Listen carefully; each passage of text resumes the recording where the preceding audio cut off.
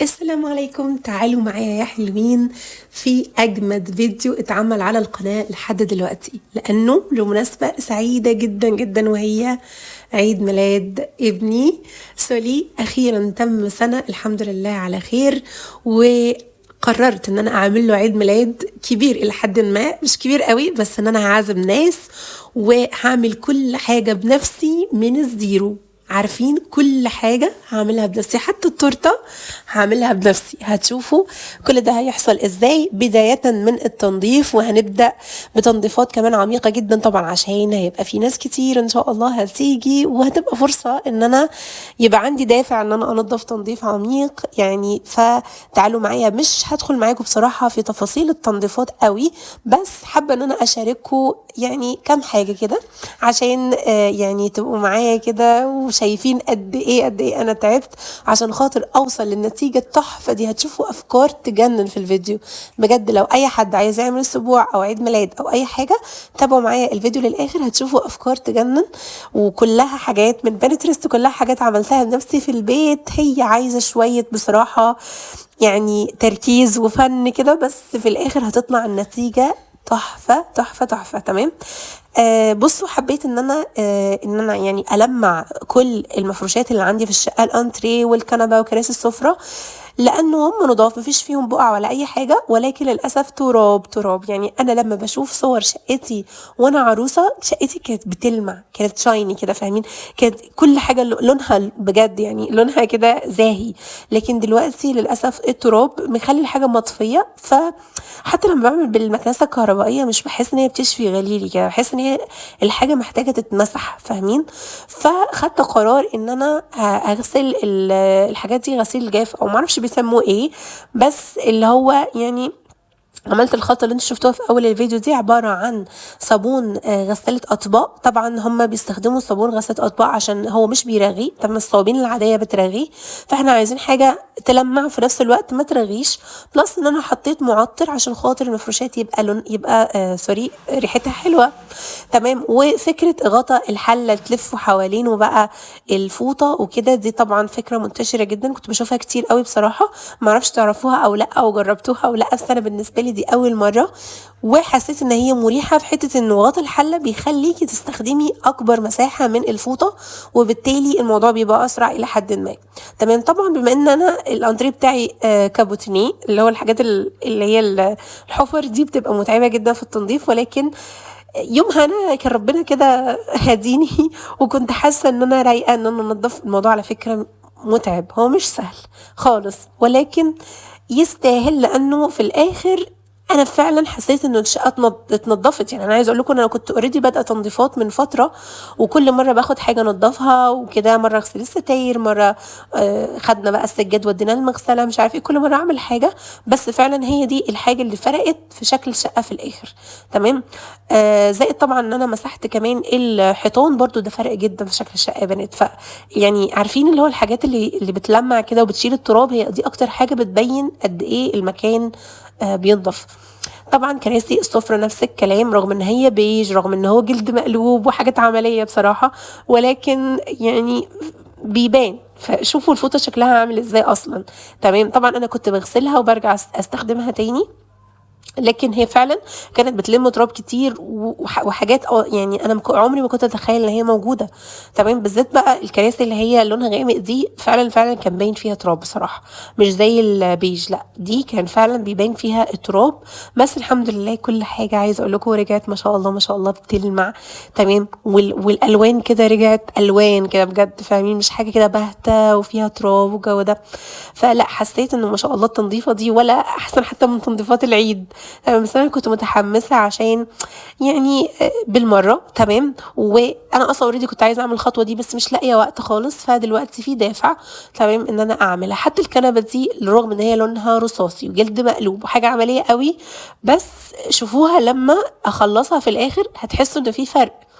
معرفش ازاي، بس هو في فرق، فاهمين؟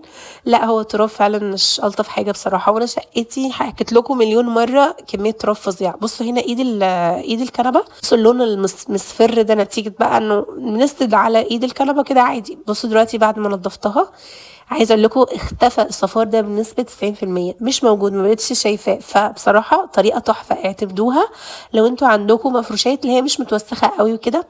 لو بقى بقع زياده عن اللازم ممكن تجيبوا شركه نظافه. انا كنت جبت الشركه اللي هي بتنظف المفروشات وكده بالمكن وبتاع ايام الولاده الصراحه، ومع ان الموضوع ما كانش مستاهل، بس انا ساعتها ما كانش عندي حيل ان انا اعمل اي حاجه. هنا دخلنا بقى على الشغل التقيل، على شغل المطبخ. عايزه اقول لكم انه انا عملت طبعا كل حاجه بنفسي. عملت زي البوفيه بتاع اعياد الميلاد، زي ما انتم عارفين الحاجات اللي بتبقى مينيهات دي. عملت اللي هي الكوبايات اللي لونها ذهبي دي، عباره عن شاورما وبشاميل وبطاطس مقليه، يعني طبقه بطاطس مقليه مع شاورما وفوقيهم بشاميل، تمام. والقرص دي كان المفروض ان هي عيش، يعني كان المفروض ان هي هتبقى سندوتشات ميني ساندويش، بس طبعا فشلت معايا. ودي ميني بيتزا الحمد لله طلعت حلوه جدا. بصوا من تحت كانت واخده لون تحفه، تمام. طبعا انا ما رضيتش ان انا اديها اللون يعني، بس لان هي اوريدي هتتسخن تاني يوم عيد الميلاد. طبعا انا الحاجات دي كلها عاملاها قبلها بكام يوم وحطاها في الفريزر. مش بيحصل لها اي حاجه خالص خالص خالص يا بنات، بجد بتطلع حلوه، لان مش معقول ان انت هتعملي كل حاجه يوم عيد الميلاد يعني، فاهمين؟ فحاجات كنت بعملها واحطها في الفريزر وتطلع بقى على الفرن تتسخن، على الميكرويف تتسخن، بجد بجد بتبقى كانها فريش يعني، بتبقى حلوه. بالنسبه لي القرص دي اللي هو كان المفروض ان هي تبقى ميني ساندويش، كنت هحشيها بقى برجر وكده، للاسف فشلت خالص. فقررت ان انا اجيب عيش جاهز، يعني اجيب سندوتشات هبقى اوريها لكم بقى في اخر الفيديو ده. طبعا اخر حاجه هتتعمل يوم عيد الميلاد. نيجي بقى للوحش الكبير جدا جدا واللي انا متحمسه له قوي قوي، وهي التورته. بصوا انا كان يعني التورته دي ليها قصه لوحدها. انا كان نفسي اصلا في تورته كذا دور وبثيم معين كده، حاجه كده تخص سولي، لان هو سولي بيحب شخصيه معينه. فكنت عايزه اعمل تورته ليها علاقه بالشخصيه دي، تورته اطفال يعني. فسالت على التورت اللي هي بتبقى دورين، تورته عاديه يعني.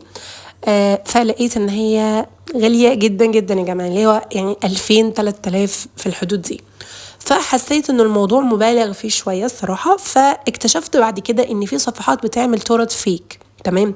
فيك اللي هي بتبقى عباره عن فوم او كرتون وبيغلفوه من بره وبيزينوه كانها تورته عاديه جدا، واحيانا بيزينوه كمان بحاجات ما تتاكلش يعني. في بيزينه مثلا بعجين السكر، وفي اللي بيزينها بالورق الفوم زي ما انا بعمل كده دلوقتي بالظبط. فاللي حصل ان انا كان اوريدي عندي اصلا قالب اللي هو قالب الفل ده، تمام.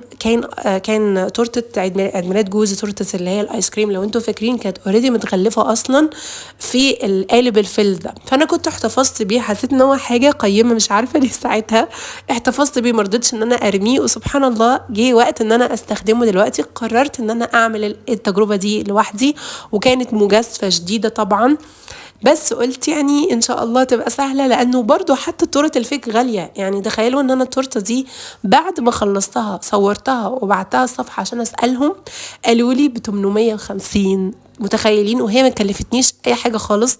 فيعني بصراحه هو اوكي، شوفوا انتوا الحرب اللي حصلت في الاوضه عشان خاطر ازين التورته العسل دي. بصوا النتيجه طبعا. انا بصراحه مبسوطه جدا جدا جدا من النتيجه دي، مع انها مش النتيجه النهائيه. هي اساسا تورته الاطفال بتبقى معتمده على بقى الصور الكرتونيه والحاجات دي. فانا اوريدي كنت مصممه كذا صوره ويعني وديتهم للمطبعه عشان يتطبعوا، وهم دول اللي هيبقوا التاتش الاخير على التورته. بس مبدئيا التورته حتى من غير اي حاجه تانية هي تحفه. طبعا الكور الذهبي دي انا اوريدي كنت شارياها، تمام. هي يعني بتشتريها عشان برضه تزيين التورت والكلام ده. الباقي طبعا اجتهاد شخصي، بعد بقى اقص الغيوم اقص النجوم، تمام. بالنسبه بقى للكروت اللي انتوا شايفينها دي، ليها فكره بقى برضو. جبتها من بنترست، اللي هي بتطبعوا الكروت عليها اسم البيبي، تمام. كنت كاتبه عليها انه our little prince turns one، او تكتبوا عليها اي حاجه حتى لو بالعربي، دعاء او اي حاجه لطيفه، وتلزقوا عليها شوكليت، تمام. تبقى توزيعات شوكولاته بيعملوها على فكره في السبوع، حاجه منتشره جدا. ودي باقي الحاجات اللي انا طبعتها عشان ازين بيها التورته، وحاجات تانية فكره برضو تانية هبقى اوريها لكم في اخر الفيديو، برضو فكره عبقريه. طبعا الشخصيه دي اللي انا اوريدي كنت حاطه صوره سولي معاها، هي شخصية مس ريتشل. لو انتوا تعرفوها، هي اوريدي مس ريتشل دي العشق بتاعت سولي، بيعشقها، مجرد ما بيشوفها تلاقيه على طول كده بيبقى مبسوط جدا. طبعا يعني عايزه اقول لكم انه الثيم بتاع عيد الميلاد صور سولي في كل حته. انا مش عارفه اخبيها بصراحه منكم، بس انتوا مش غريبين، انتوا حبايبي. وتقدروا تاخدوا طبعا افكار حلوه قوي قوي لو هتعملوا اسبوع، لو هتعملوا عيد ميلاد. بصوا توزيعات الشوكولاته التحفه، طبعا بنلزق الشوكولاته بالشمع بس مش اكتر. تمام. في ناس بيعملوا كمان ستيكرز بيلزقوه على الشوكليت من بره، بس انا حسيت ان ده هيبقى كتير قوي بصراحه، فقلت لا، هي كفايه تبقى الشوكليت لونها ذهبي كده مع الكارت من ورا. يعني كان شكلها شيك جدا جدا بصراحه، وكان تصميم كده كنت مبسوطه وانا بعمله. طبعا كل الحاجات دي عاملاها بنفسي يا بنات، يعني انا اوريدي دخلت دورت على بنترست على حاجات وافكار وبعدين طبقتها. هي يعني بتظبطي بقى انتي الابعاد والحاجات دي على برنامج اسمه كانفا، بالاستعانه مع شات جي بي تي، هو اللي عرفني. يعني بصوا تفاصيل مش عايزه ادخلكم يعني في تفاصيل كتير، بس لو في اي حد عايز يستفيد او عايز يعرف انا عملت كل الحاجات دي ازاي، ممكن تدخلوا تسالوني على انستجرام، هجاوبكم لو انتوا حابين تعملوا حاجه بنفسكم. نيجوا بقى للديكور. الديكور برضو كلمت ناس. عايز اقول لكم انا مش يعني انا في البدايه بسال بشوف الحاجات نظامها ايه، يعني بالنسبه لي حاجه جديده اول مناسبه انا اعملها. فكلمت برضو الصفحات اللي بتعمل ديكور، سالتهم على الديكور اللي انا عايزاه، وقالوا لي برضو ارقام يعني مش كتيره ومش قليله، يعني مثلا 1500 2500. فحسيت انه برضو يعني 2500 على شويه بلالين، طب ما اجرب انا اعملها بنفسي بقى، ايه رايكم؟ طبعا نفخت كميه بلالين، فكان لازم اخد راحه.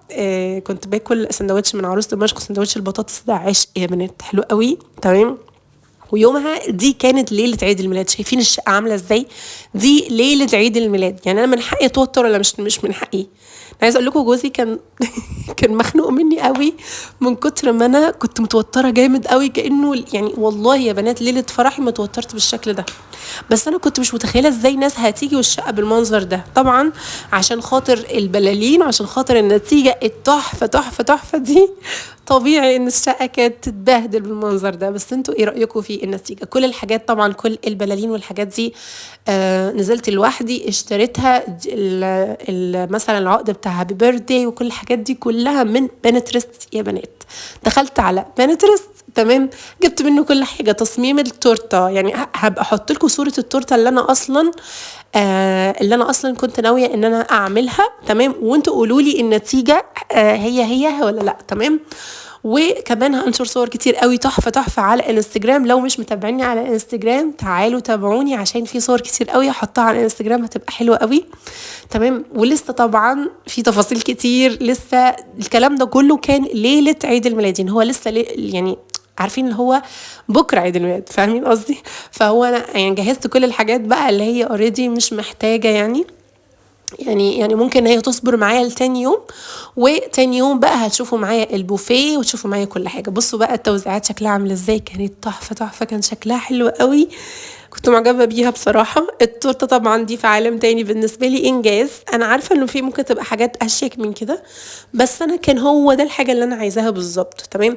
كمان عملت الفكره دي كده في الانتريه، كنت النجفه بتاعت الانتريه علقت فيها بلالين ونزلت منها الشراشيب دي. كانت اوريدي هي اصلا جايه ستاره، عارفين الستاره اللي بتتحط كده بتبقى شراشيب طويله، قصيت بقى منها برضو الفكرة دي من بنترست ده عظيم بصراحة. يعني عايز اقول لكم الفترة اللي فاتت كلها، لو في اي حد عنده فضول يعرف مها كانت مختفية فين، مها كانت غطسانة في حوار عيد الميلاد، كان ده حدث تاريخي بالنسبة لي. هنا بقى يوم عيد الميلاد كنت عملت الكفتة دي. الصراحة مش أنا اللي عملتها، حماتي ربنا يخليها لينا هي اللي عملتها، وأنا بقى حطيتها في الفرن عشان خاطر خلاص بقى جه وقت اللمسات الأخيرة، اللي هو عملت عصير برضو احتياطي، قلت عشان خاطر الناس بقى لو جت بدري مثلا شوية وفي ناس لسه ما جاتش أقدم لهم حاجة يشربوها. تمام. هو اوريدي اصلا الحاجه الساقعه اللي هي هتتقدم مع التورته وكل الكلام ده هي اوريدي موجوده، بس العصير ده عملته زياده. وفعلا يعني فعلا زي ما انا كنت متوقعه ان في ناس كانت جت بدري فاضطريت طبعا ان انا اقدم لهم عصير يشربوه بدل ما هم يستنوا كتير وكده. اوكي. وفي نفس الوقت كنت بحضر السندوتشات، وكنت بقى بروق الترويقه الاخيره بقى بتاعت اللي هو ليله المناسبه، فاهمين؟ وكان لسه بقى عندي الكب كيك. تمام، الكب كيك برضو كنت عملت كب كيك لوحدي. تمام، على فكره الحاجات دي يعني معرفش تعرفوا ولا لا، بس الحاجات دي بتطلب جاهزه. فانتم متخيلين ان انا كل حاجه عملتها لوحدي؟ يعني عايزاكم تنزلوا في الكومنتات تقولوا لي برافو يا مها بجد، عشان ده انجاز بالنسبه لي. تمام، يعني انا اصلا اوريدي بحب اعمل كل حاجه لوحدي، بس اول مره اتحط في موقف ان انا ابقى مسؤوله عن مناسبه بشكل كامل بقى. تمام، واعمل كل حاجه كده واخد القرار ده. يعني في جت اوقات كتير جدا على فكره كنت بقول لنفسي ايه اللي انت عملتيه في نفسك ده؟ يعني كنت بتعب قوي بجد، والله بتعب جدا. طبعا بصراحه جوزي ربنا يبارك فيه ما كانش سايبني، كان مساعدني في حاجات كتير. منها بقى ان انا يعني عايزه اقول لكم لفيت حوالي 6 ساعات عشان الاقي الطقم ده. تمام. كنت عايزه طقم يكون لايق على الديكور، ما تعرفوش ليه يعني بس لو كنت عايزه طقم مع الديكور باي شكل، فجبت البلوزه اللي انت شايفينها الستان لونها ازرق، والطرحه دي كان لونها بيج، طبعا ماشيه مع الديكور. وطقمت عليها من تحت جيبة سودا من عندي عادي جدا، وكمان حزام لونه ذهبي، فكان طقم حلو قوي. وطبعا مش هننسى البرنس بتاعنا سولي، كنت طالبه له طقم كمان من صفحه كده على الانستجرام، بصراحه حاجتها تحفه قوي. وحسيت ان الطقم ده ممكن يبقى لايق الى حد ما على فكره عيد الميلاد، وفي نفس الوقت هو يعني خريفي على شتوي كده، تحس ان هو ممكن برضو يستفيد منه بعدين، ان هو مش مجرد حاجه يلبسها مثلا في عيد الميلاد بس وبعد كده خلاص مش هتيجي مقاسه، او هيدخل الشتاء فمش هيلبسها. لا، كانت اختيار موفق بصراحه. وجبت الاكسسوار ده اللي هو اختيار غير موفق بالمره. كان المفروض ان انا كنت قاصده ان انا اجيب كوليه طويل كده لونه ذهبي وكده، بس للاسف شكلي ما كنتش مركزه من التعب، فده طلع قصير جدا مش مناسب اصلا ان هو يتلبس على حاجه او على حجاب او كده. وكمان طبعا مش هننسى البندانة، شفتوا التركيز في التفاصيل يعني الحمد لله كنت موفقة في حتة اللبس، كان تحفة. ودلوقتي جه دور الكب كيك. حتى الكب كيك ليا عنده يعني ليه فكره. تمام، اللي هو مش مجرد كب كيك وخلاص. شفت على بنترست ان هم بيعملوا كب كيك ويحطوا عليه صوره البيبي. تمام، بيبقى شكله حلو قوي، بيبقى راس البيبي بس فوق الكب كيكه. تمام، ويبقى لابس بقى الطاقية دي بتاعه عيد الميلاد، والكب كيكه نفسها هي جسمه، فاهمين؟ فكانت حاجه تحفه. وطبعا كان لازم اعملها لونها يعني كان لازم ازين الكب كيك بكريمه لونها ازرق درجة معينة كده. حاولت ان انا اظبطها قد ما اقدر بحيث ان هي تكون لايقة على الديكور، ان يبقى الديكور كله ازرق في ذهبي في ابيض او بيج، حاجه شبه كده. يعني حاولت ان انا كل حاجه مثلا في الترابيزه تبقى قريبه من الشكل ده، حتى الحاجات الورق اللي انا طبعته والصور اللي انا طبعتها كلها فكرتها كده. هنا طبعا زي ما قلت لكم كنت بعمل الكريمه، وكنت جايبه اللون اللي هو لون الوان الطعام دي كان لون ازرق، وكنت بنقط منه كل مره كده، انقط حبه وانا خايفه بصراحه جدا. بس يعني الحمد لله اللون اتظبط في الاخر. يعني الوان الطعام دي بتلون بسرعه جدا، فخلوا بالكم لو انتوا يعني ناويين تعملوا حاجه شبه كده انه تحطوا نقطه نقطه حبه حبه، فاهمين؟ فجي اللون ده في الاخر زي ما انتم شايفينه. وكنت كمان شاريه الحاجات اللي هي بتترش كده، ما اعرفش بيسموها ايه والله، ما اعرفش اسمها، تشوفوها دلوقتي في الفيديو. قلت هرشها بقى فوق الكريمه. طبعا تزيين مش احسن حاجه خالص لاني ما عنديش اصلا القالب ده بتاع الكريمه ده اللي بيزين يعني، فكنت بعمل بكيس تلاجة عادي جدا، كنت فاتحاه من تحت وكنت هو اللي بزين بيه.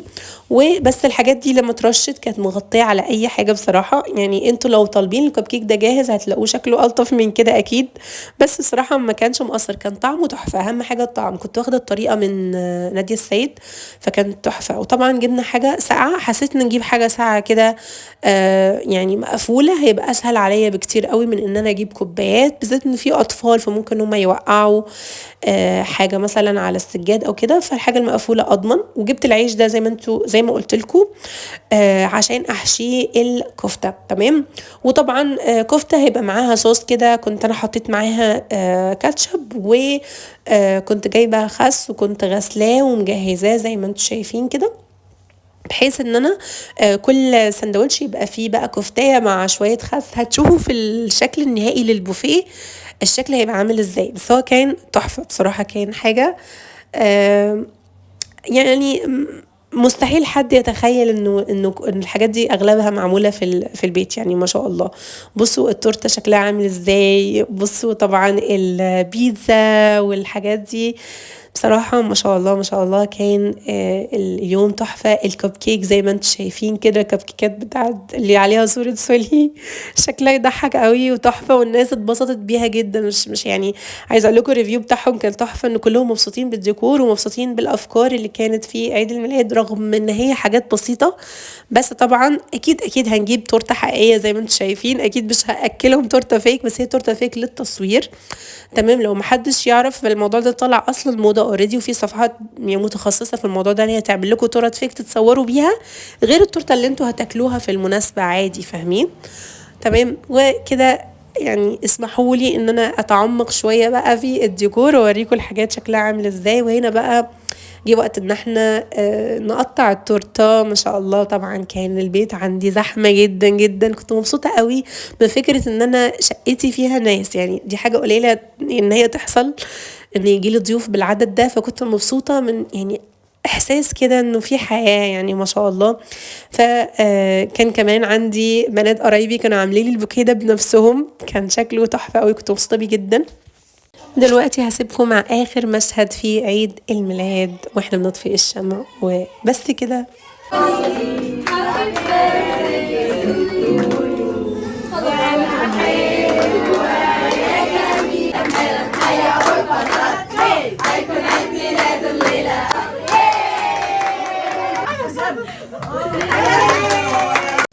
وبكده المناسبة الجميلة دي خلصت. هسيبكم مع شوية صور لعيد الميلاد، وعايزة أقول لسولي حبيب قلبي وروحي وحياتي إن هو أحلى هدية ربنا قدمها لي، كانت من أحلى سنين حياتي رغم كل حاجة. ربنا يخليك لي يا قلبي، وربنا يقدرنا ونتعب لك دايما عشان خاطر يبقى ليك ذكريات حلوة، وعشان خاطر تبقى مبسوط دايما يا رب. وربنا يرزق كل مشتاق يا رب بالذرية الصالحة.